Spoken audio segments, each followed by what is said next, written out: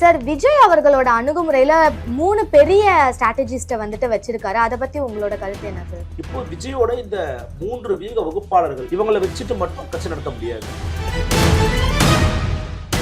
Sir, ஏற்கனவே வந்துட்டு மக்கள் மத்தியில விஜய் அவர்கள் மேல ஒரு அதிருப்தி இருக்குன்னு சொல்லலாம். மக்கள் பிரச்சனைல வந்துட்டு எதையாவது ஒண்ணு செலக்ட் பண்ணி பேசுறாரு அப்படின்னு வருஷத்துக்கு ஒரு 4 டைம் தான் வெளியவே வராரு அப்படின்ற மாதிரியான விமர்சனங்கள்லாம் வச்சிட்டு இருக்காரு. சோ இப்படியே போயிட்டு இருக்கா அப்படின்னா அந்த கட்சி மேலேயா இருக்கட்டும், விஜய் அவர்கள் மேலேயா இருக்கட்டும், மக்களுக்கு எந்த மாதிரியான ஒரு நம்பிக்கை வரும்? இது எப்படி போகும் சார்? விஜய் புதுசா கட்சி ஆரம்பிச்சிருக்காரு. அந்த கட்சிக்கு ரசிகர்கள் இருக்காங்க. கிரவுண்ட்ல ஒரு எதிர்பார்ப்பு விஜய் மேல இருக்கு. அந்த எதிர்பார்ப்பை பூர்த்தி செய்யக்கூடிய வகையில இவருடைய செயல்பாடுகள் இப்ப வரைக்கும் இருக்கான்னு கேட்டா இல்ல. இப்படியே போயிட்டு இருந்தாருன்னா விஜய் அவர்களால் எந்த பாதிப்பும் யாருக்கும் ஏற்படுதா? விஜயே தன்னை பாதிச்சுக்கிட்டாருன்னா அந்த ஒரு மைண்ட் செட் வரதுக்கு காரணம் என்ன சார்? தனிச்சு நின்று போட்டியிடலாம் அப்படின்றது அவங்களுக்கு தோன்றதுக்கான ரீசன் 10 சீட்டை வாங்கி அதிமுகவோட நின்று எடப்பாடி பழனிசாமியை சிஎம் அறிவிக்கிறதுக்காகவாமா விஜய் கடைசியில் கட்சி ஆரம்பிச்சாரு. ஆனா இப்ப பலரும் வந்துட்டு ஏடிஎம்கேல போய் விஜய் கூட்டணிக்கு சேருவாரு, அதுக்கு வாய்ப்பு இருக்குன்ற மாதிரி பேசிட்டு இருந்தாங்க. ஏடிஎம்கவும் அதுதான் எதிர்பார்க்கறாங்க அப்படின்ற மாதிரி பேசியிருந்தாங்க. அதுக்கு வாய்ப்புகள் இல்லையா சார்? விஜய் இல்லாதனால அவங்களுக்கு மைனஸ்னு சொல்லல. விஜய் வந்தா அவங்களுக்கு ஒரு கூடுதல் பிளஸ். சார், ஏடிஎம்கே இருக்கு, காங்கிரஸ் இருக்கு, பிஜேபி இருக்கு, இப்படி கட்சிகள் இருக்கப்போ டிவிகே வந்துட்டு டிஎம்கேவை மட்டும் ரொம்ப அவங்க தான் எதிரி அப்படின்ற மாதிரி வச்சு அரசியல் பண்ணிட்டு இருக்காங்க. இதுக்கு காரணம் என்னவா இருக்கு? மாதிரி எல்லாம் இல்ல, அரசியல் எதிரே திமுக தான் அறிவிச்சு வேலை பாக்குறாங்க. ஏன் அப்படி வேலை பாக்குறாங்கன்னா ஆளும் கட்சி ஆகும். ஆதவ் அர்ஜுனா அவர்கள் பேசுறப்போ அடுத்த 64 மாசத்துல வந்துட்டு டிவிக்கே ஒரு ஸ்ட்ராங்கான எதிர்கட்சியா வந்துட்டு உட்காரும், நாங்க வந்துட்டு அரசியல் பேசுவோம் அப்படின்ற மாதிரி சொல்லியிருந்தாரு. இப்படி டிஎம்கேவை வந்துட்டு மன்னராட்சி அப்படின்னு சொல்லிட்டு பேசுறது நாளைக்கு டிவிகேக்கு ஒரு பேக் ஃபயரா அமையாதா? ஒருவர் பிறந்ததன் அடிப்படையிலேயே ஒருவரை உயர்ந்தவர் என்றும் தாழ்ந்தவர் இருக்கக்கூடாது இல்ல. ஒருவர் பிறப்பின் அடிப்படையில் மட்டும்தான் டெபுட்டி சிஎம் ஆயிருக்காருன்னு நான் சொல்றேன். சார், விஜய் அவர்களோட அணுகுமுறையில 3 பெரிய ஸ்ட்ராட்டஜிஸ்ட வந்துட்டு வச்சிருக்காரு. அத பத்தி உங்களோட கருத்து என்ன சார்? நீங்க ஜான், ஆதவ் அர்ஜுனா, பிகே சொல்றீங்க இல்லையா? இப்ப இன்னைக்கு அவரு ஓப்பனா அவர் யாரோடலாம் லிங்க்ல இருக்கிறாருன்னா பிகேவோட அவர் ஆலோசகரால இல்ல. பிகேவோட பேட்டியை பார்த்துருந்தீங்கன்னா தெரியும். we are just a friends. நான் அவர் ஃப்ரெண்டா போய் மீட் பண்ண பார்த்தேன் வந்தேன்னு சொல்றாரு. ஆதவ் அர்ஜுனாவும் ஜான் ஆரோக்கியசாமியும் அதிகாரப்பூர்வமாக அபிஷியலாக விஜயால் அறிவிக்கப்பட்ட ஆலோசகர்கள், வீக வகுப்பாளர்கள். அவங்களை விட்டுருவோம். இப்போ விஜயோட இந்த 3 வீக வகுப்பாளர்கள் கூடுதலா பிகே சேர்த்துக்கிட்டோம் அப்படின்னா இவங்களை வச்சுட்டு மட்டும் கட்சி நடத்த முடியாது. இவங்க மட்டுமே கட்சி கிடையாது. கட்சி கிரவுண்ட் லெவல்ல போய் ஒர்க் ஆகணும். கட்சி கிரவுண்ட் லெவலில் போகணும் அப்படின்னா மக்கள் பிரச்சனையை பேசணும். மக்கள் பிரச்சனையை பேசணும்னா முதல்ல அப் டு டேட்டா விஜய் அவர்கள் இருக்கணும். விஜய் அப் டு டேட்டா இருக்கணும்னா முதல்ல விஜய் ஃபுல் டைமா பாலிடிக்ஸை பேசணும். இப்போ வரைக்கும் விஜய் அவர்களுக்கு ஒரு கடைசியாக ஒரு அசைன்மெண்ட் இருக்குன்னு சொல்றாங்க. அந்த அசைன்மெண்ட்டை முடிச்சுட்டாருன்னா அவர் ஃபுல் டைமா வந்துருவாருன்னு சொல்றாங்க. அப்படி வந்தாருன்னா தான் அதன் பிறகு அவர் செய்யறதை வச்சுதான், செயல்படுறதை வச்சுதான் இவங்க 3 பேரும் என்ன மாதிரி பிளானை கொடுக்குறாங்கன்றது தெரியும்.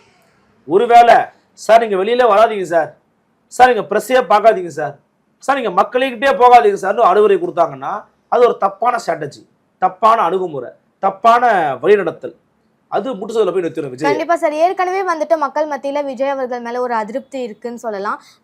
மக்கள் பிரச்சனைல வந்துட்டு எதையாவது ஒண்ணு செலக்ட் பண்ணி பேசுறாரு அப்படின்னு வருஷத்துக்கு ஒரு 4 டைம் தான் வெளியவே வராரு அப்படின்ற மாதிரியான விமர்சனங்கள்லாம் வச்சிட்டு இருக்காரு. சோ இப்படியே போயிட்டு இருக்கா அப்படின்னா அந்த கட்சி மேலேயா இருக்கட்டும், விஜய் அவர்கள் மேலேயா இருக்கட்டும், மக்களுக்கு எந்த மாதிரியான ஒரு நம்பிக்கை வரும்? இது எப்படி போகும் சார்? ஒண்ணு மட்டும் நான் உறுதியா சொல்றேன். இப்போ விஜய் புதுசா கட்சி ஆரம்பிச்சிருக்கிறாரு. அந்த கட்சிக்கு ரசிகர்கள் இருக்காங்க, விஜய்க்குன்னு ஃபேன்ஸ் இருக்காங்க இல்லையா? அந்த ரசிகர்கள் அவர்களுடைய பலம் அப்படிங்கிறது பெருசுதான். நான் குறைச்செல்லாம் மதிப்பிடல. கிரவுண்ட்ல ஒரு எதிர்பார்ப்பு விஜய் மேல இருக்கு, நான் ஒத்துக்கணும். இதை நான் மாற்று கருத்தை வைக்கல. ஆனா அந்த எதிர்பார்ப்பை பூர்த்தி செய்யக்கூடிய வகையில இவருடைய செயல்பாடுகள் இப்ப வரைக்கும் இருக்கான்னு கேட்டா இல்ல அப்படிங்கறது யதார்த்தமான ஒண்ணு. என்ன இல்ல அப்படின்னு பார்த்தோம்னா ஒட்டுமொத்தமா ஒரு பப்ளிக் ஸ்பீச்சஸே பாத்தீங்கன்னா 3 hours தான் இருக்குது. ஆனா இவங்க என்ன சொல்றாங்கன்னா 3 hours தான் என் தளபதி பேசினாரு, ஆனா எல்லா கட்சியும் பேச வச்சிட்டாரு பாத்தீங்களான்றாங்க. அது இல்லை இப்போ நமக்கு மேட்ரு. திமுகவில் கூட்டணியில் இருக்கிறவங்க எல்லாம் பேசுறாங்க, விஜயவர்களை பார்த்து பயப்படுறாங்கன்னா உண்மையான்னு கேட்டா உண்மையிலே பயப்படுறாங்க தான். விஜயோட என்ட்ரியை பார்த்து திமுக பயப்படுகிறது, கூட்டணி கட்சிகள் பயப்படுகிறது தான். அதனால தான் அவங்க வாய்ஸ் அவுட்டை இன்டைரக்டா விசிகே, சிபிஎம், காங்கிரஸ் வச்சு கொடுக்குறாங்க. வாட் ப்ரோ, ராங் ப்ரோ அப்படின்னு அவங்களாம் பேசுறாங்க. ஏன்னா கால குடும்பம் நமக்கு வேற வழி இல்லைன்னு வச்சுக்கோங்க. கேட்கணும், இதுல என்ன நம்ம பிரச்சனை நம்ம பாக்குறோம்னா, விஜய் அவர்கள் வந்து இவங்கெல்லாம் ரியாக்ட் பண்றதே பெருசு நினைச்சுக்கிட்டு இருக்காரு. பட் அதுல reality Vijay should come out. Vijay இந்த அசைன்மெண்ட்லாம் முடிச்ச பிறகு தினசரி மக்கள் பிரச்சனை நடக்குது. நான் எல்லாத்துக்கும் அறிக்கை கொடுங்கன்னு சொல்லல. ஒரு ஆசிரியர் போராட்டம், ஒரு மாணவர் போராட்டம், தொழிலாளர்கள் போராட்டம், கம்பெனிகள் எதிர்த்து மக்கள் போராடிக்கிட்டு இருக்காங்க, அப்புறம் சாதாரண சத்துணவு ஊழியர்கள் போராட்டம், இந்த மாதிரி சமூகத்தில் இருக்கக்கூடிய தனியார் மையத்தை எதிர்த்து போராடிக்கிட்டு இருக்கிற பல மக்கள் இப்படின்னு எல்லா விதமான விஷயத்தையும் விஜய் அனலைஸ் பண்ணணும். விஜய் தினசரி பீப்புள் ஓரியன்டான மீட்டிங்ஸை நடத்தணும். அந்த கட்சி எங்கெங்க மூளை முடுக்கலா இருக்கா, திருமுனை கூட்டம் போடு, ஆர்ப்பாட்டம் பண்ணு, வல்லூர் கூட்டத்தில் போராட்டம் பண்ணு, எல்லா இடத்துலையும் போய் போஸ்டர் அடி, எல்லா இடத்துலையும் மக்களை மீட் பண்ணு, மக்களுக்கு துண்டறிக்கை கொடுங்க, மக்களை அரசியல் மையப்படுத்துங்க, போய் பேசுங்க. அப்போ இந்த வேலையை விஜய் வந்து கூடிய சீக்கிரம் ஆரம்பிக்கணும்னு நினைக்கிறேன். அப்படி ஆரம்பிக்கலன்னா விஜய் அவர்களால் எந்த பாதிப்பும் யாருக்கும் ஏற்படுத்தாது. விஜயே தன்னை பாதிச்சுக்கிட்டாருன்னு அர்த்தம். விஜயால எந்த பாதிப்பும் ஏற்படாது. இப்படியே போயிட்டு இருந்தாருன்னா இல்ல, விஜய் வந்து வெளில வராரு, மக்களை மீட் பண்றாரு, பிரஸ்ஸை மீட் பண்றாரு, தைரியமா பேசுறாரு அப்படின்னா மற்றவங்களுக்கு ஒரு கொஞ்சம் கதி கலங்கும். ஆஹா, இவர் வெளியில வந்துட்டாரேப்பான்னு தோணும். வெளியே வராரா இல்லைங்கிறத பொறுத்து இருந்துதான் பார்க்கணும். சார், இப்போ ரீசெண்டாக வந்துட்டு தந்தி டிவியில் பிரசாந்த் கிஷோர் வந்துட்டு ஒரு இன்டர்வியூ கொடுத்துருந்தாரு. ஸோ அதை நீங்கள் பார்த்துருப்பீங்க அப்படின்னு நினைக்கிறேன். அதில் விஜய் அவர்களுக்கு வந்துட்டு 8 to 10% ஓட்டு கூட வராது அப்படின்ற மாதிரி சொல்லியிருந்தாரு. ஆக்சுவலாக விஜய்க்கு எந்த அளவுக்கு சதவீதம் ஓட்டுகள் கிடைக்கும் சார்? அந்த பர்சன்டேஜ் பற்றி சொல்லுங்கள். நான் ஒன்று வந்து அந்த பேட்டி ஃபுல்லாக பார்த்தோம்மா. அந்த பேட்டியில் வந்து பார்த்தீங்கன்னா பிரசாந்த் கிஷோர் மைண்ட் செட் அப்படிங்கிறது மேபி 2 விஷயமா இருக்கலாம். ஒன்று அஜெண்டா ட்ரிவனாக கூட அந்த பேட்டி இருக்கலாம். எப்படின்னா விஜய சேர்த்துக்குவாங்க அப்படின்னு அதிமுக சொல்லலாம், அல்லது அஜெண்டா ட்ரிவனே இல்லாமல் ஒரு நார்மல் பேட்டியாக இருக்கலாம். பட் அதில் பேசியிருக்கிறது எல்லாமே ஃபேக்ட்ஸ் தான். ஏன்னா பிரசாந்த் கிஷோர் வந்து தமிழ்நாட்டில் ஒர்க் பண்ணியிருக்கிறார். He worked for DMK and ஏடிஎம்கேவோட அவருக்கு ஒரு நல்ல நட்பு இருக்குது. ரஜினிகாந்தை மீட் பண்ணியிருக்கிறாரு, கமலஹாசன் ஒர்க் பண்ணுறதுக்காக போயிருக்கிறாரு. ஸோ இப்படி ஒரு ஹிஸ்ட்ரி வந்து பிகேக்கு இருக்கிறதுனால பிகேவோட பாயிண்ட்ஸை நான் வந்து ஆமோதிக்கிறேன், வரவேற்கிறேன். என்ன பாயிண்ட்ஸ் அப்படின்னா, தனிச்சு இவர் நின்னா அது லாஸ் ஆயிடும், அது தப்பாயிடும்னு சொல்றத நான் ஏற்கலங்கிறார்ல, அதை நான் ஏற்கிறேன். ஒருவர் தனித்து நின்று விட்டாலே அவர் இவருக்காக வேலை பார்க்கிறார், ஒருவர் தனித்து நின்று விட்டாலே அவர் இவருடைய பி டீம்னு சொல்லக்கூடிய கூற்றுகள் அடிப்படையில் தவறானது, பிழையானது, மோசடியானது. ஏன்னா தனிச்சு நின்று ஒருத்தர் களம் காண்பது அப்படிங்கிறது தன்னுடைய வலிமை என்னங்கிறத சமூகத்துக்கு சொல்றது. நான் தனிச்சு நிக்கிறேன், நான் 5% வாங்கியிருக்கிறாங்க, நான் தனிச்சு நிக்கிறேன், நான் 8% வாங்கியிருக்கிறேங்கன்னு சீமான் சொன்னாரு. இன்னைக்கு 8% ஓட்டு வாங்கி நிக்கிறாரு. அதுக்கு 10 வருஷம் ஆயிருக்குது. அவருக்கு அரசியல் பத்தி நிறைய விஷயங்கள் தெரியும், ஆனா அவரை மக்களுக்கு தெரியாது.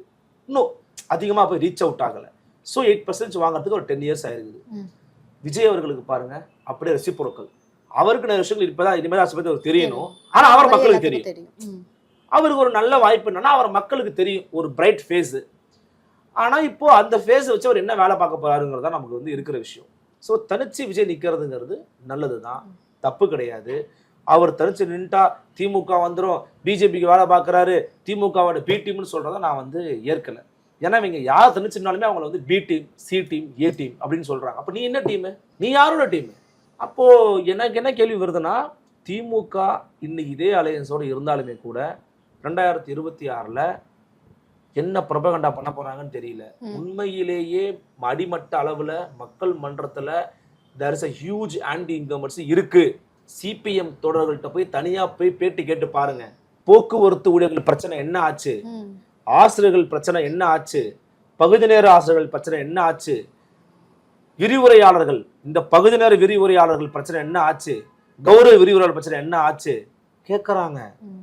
சாதாரணமான விஷயம் கிடையாது. டாஸ்மாக் பிரச்சனை என்ன ஆச்சு, 10 ரூபாய்க்கு மேல வித்தானே கேட்டீங்களே என்ன ஆச்சு, அந்த ஊழியர்களுடைய விலை நல்லா ஆச்சு. சிபிஎம்மோட கேடரஸ் ஓட்டு எப்படி தெரியுங்களா, கிரவுண்ட் லெவல்ல ஒரு கோரிக்கையை வைப்பான், அந்த கோரிக்கையை சிஇடி வச்சு சிபிஎம்கிட்ட சொல்லுவாங்க, சிபிஎம் அதை ஏத்துக்கிட்டு கூட்டணி கட்சியில சொல்லுவாங்க. அவங்க நிறைவேற்றினாதான் அந்த ஓட்டு கன்வெர்ட் ஆகும்.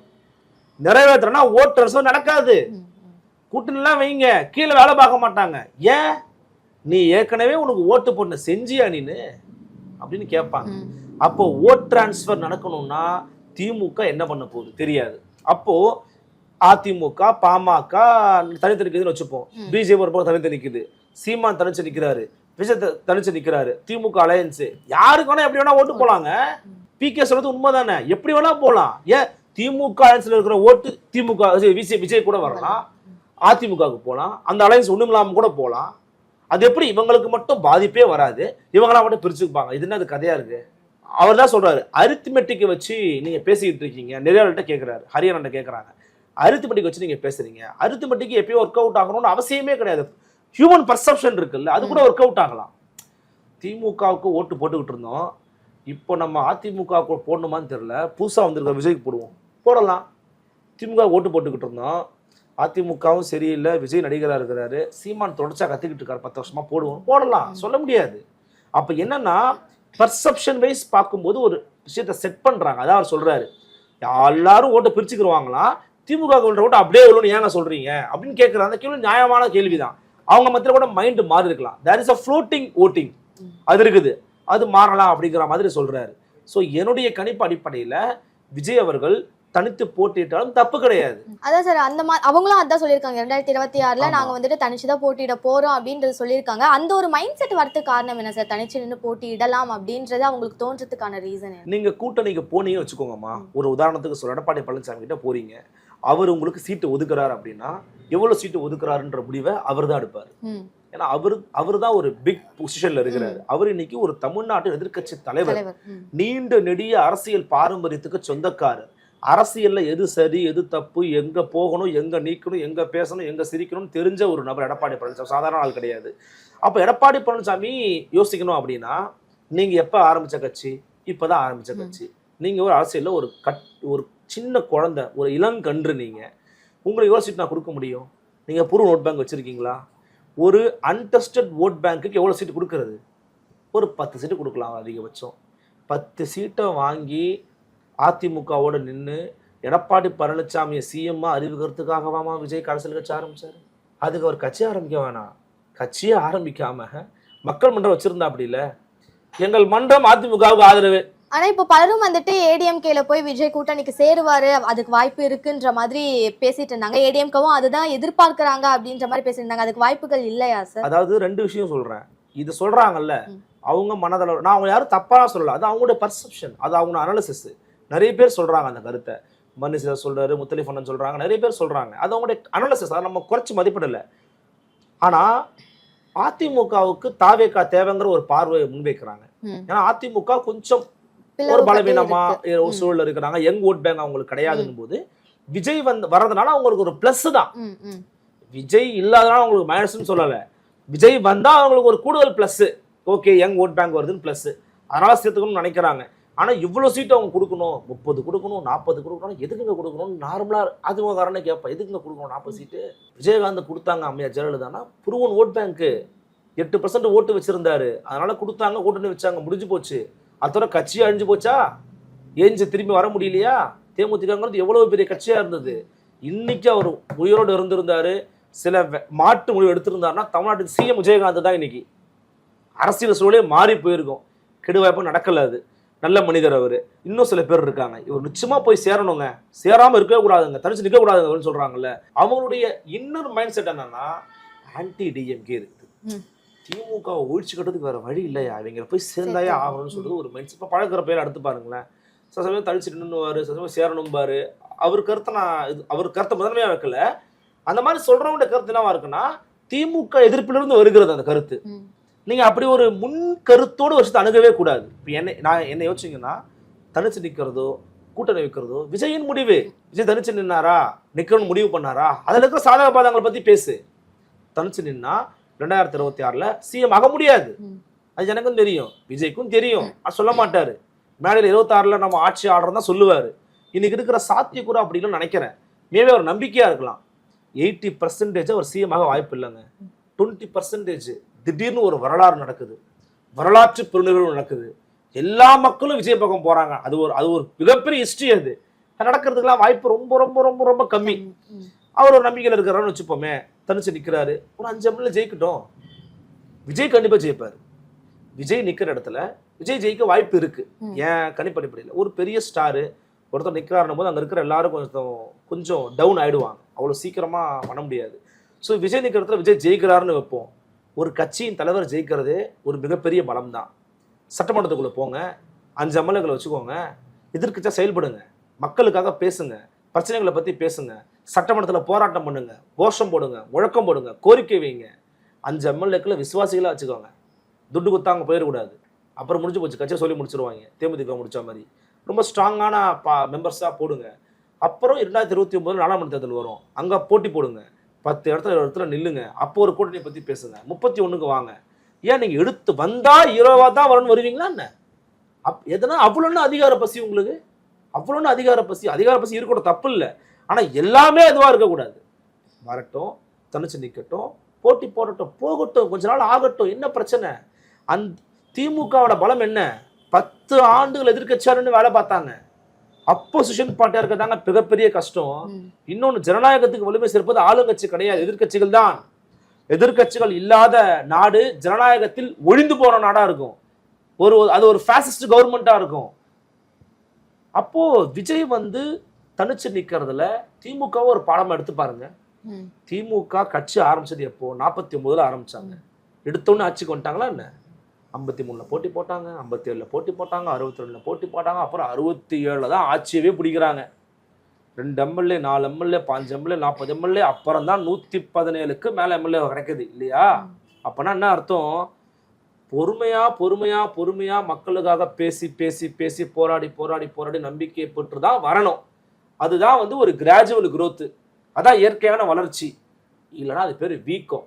அது ஒரு சோப்பு நுரை போல ஊதுனா ஊதி போயிடும், உள்ள ஒண்ணுமே இருக்காது. இப்ப அப்படி ஒரு நுரை மாதிரி ஒரு விஷயத்தை உருவாக்கி இருக்கிறாங்க. உள்ளது இருக்குன்னு காமிக்கணும்னா விஜய் பேசணும், ஸ்பாட்டுக்கு வரணும், மக்கள்கிட்ட போகணும். இல்ல வெறும் நுரை தான் காலி பண்ணுவாங்க. சார், இப்போ டிஎம்கேவை எதிர்த்து தான் பல கட்சிகள் அரசியல் பண்ணிட்டு இருக்காங்க. ஏன் சார், ஏடிஎம்கே இருக்கு, காங்கிரஸ் இருக்கு, பிஜேபி இருக்கு, இப்படி இத்தனை கட்சிகள் இருக்கப்போ டிவிகே டிஎம்கேவை மட்டும் ரொம்ப அவங்க தான் எதிரி அப்படின்ற மாதிரி வச்சு அரசியல் பண்ணிட்டு இருக்காங்க. இதுக்கு காரணம் என்னவா இருக்கும்? மாதிரிலாம் இல்ல, அரசியல் எதிரே திமுக தான் அறிவிச்சு வேலை பார்க்கறாங்க. ஏன் அப்படி வேலை பார்க்கறாங்கன்னா ஆளுங்கட்சி அவங்க தான். ஒரு தத்துவத்தை வைத்து கட்சி ஆரம்பித்தது அவங்க தான். திராவிடத்தின் ஊற்று திராவிடர் கழகம், அதுல இருந்து பிரிந்தது திமுக. திமுக பிரிஞ்சது தான் அதிமுக. அப்ப அதிமுகவுக்கு தாய் கழகம் திமுக தான். ஆனா திமுக தான் எல்லாருக்குமே தாய் கழகம். சோ ஆதி ஊற்று எதுவோ, ஆரம்ப புள்ளி எதுவோ அதை அடிக்கணும். சோ ஆளுங்கட்சி திமுக அவர்கள் அடிக்கிறாங்க. ஆளுங்கட்சி அதிமுக இருந்தா அதிமுக கொள்கை எதிரே அறிவிச்சிருக்க வாய்ப்புகள் இருக்கு மேபி திரு விஜய் அவர்கள். ஆனா திமுகவை தான் வைப்பாங்க. ஏன்னா தமிழ்நாட்டை பொறுத்தவரைக்கும் 2 ஓட் பேங்க் தாங்க. ஒன்னு ப்ரோ டிஎம்கே, ஒன்னு ஆன்டி டிஎம்கே. அப்படிதான் செட் ஆயிருக்குது. ஏன்னா டிஎம்கே எதிர்க்கிற நிறைய பேருக்கு ரொம்ப என்ன சொல்றதுன்னா ஒரு ஒரு ஒரு சாலிடான ஒரு ஐடியாலஜி கிடையாது.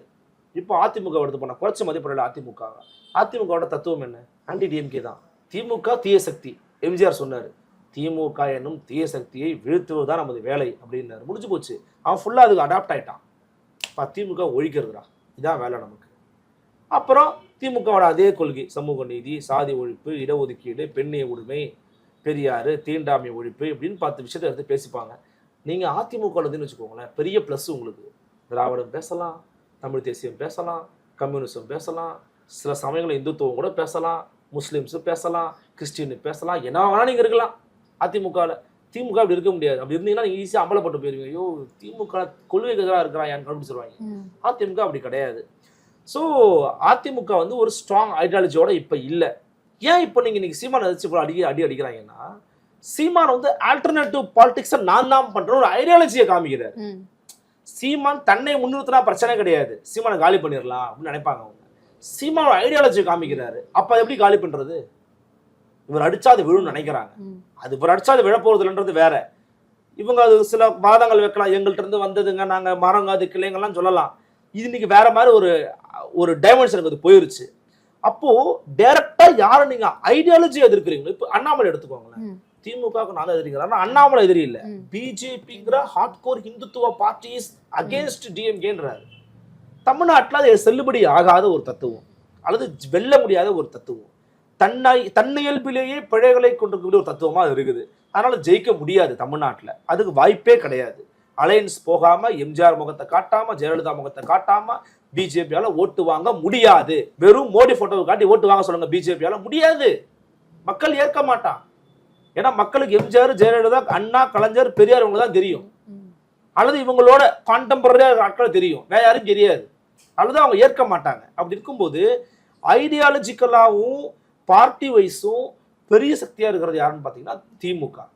இன்னைக்கு வீக்கன் ஆயிட்டாங்க, ஐடியாலஜியில் வீக்கன் ஆயிட்டாங்க, கட்சி ரீதியா வீக்கன் ஆயிட்டாங்க. அப்படி வீக்கனா இருக்கும்போது அவங்கள அடிக்கிறதா என் வேலைன்னு சொல்றது தான் விஜய்க்கு ப்ளஸ் ஐடியாலஜிக்கல் எனிமி பிஜேபி, கொள்கை எதிரி அவங்க.